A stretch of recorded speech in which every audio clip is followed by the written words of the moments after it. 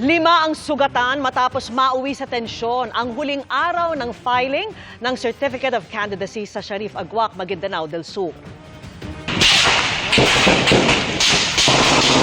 Sunod-sunod na putok ng baril ang umalingaw-ngaw sa Municipal Hall sa Sharif Agwak. Meron ding mga nagbatuhan. Ayon sa pulisya, may nagtimbre umano sa kanila na mayroong standing warrant of arrest ang isang vice mayoral candidate. Sandaling isinailalim ito sa questioning pero hindi tumugma ang pangalan na iniuugnay sa kanya. Nang maghahain na sana ng COC ay napag-alamang tanging Certificate of Nomination lang at hindi COC ang dala niya at ang kasama.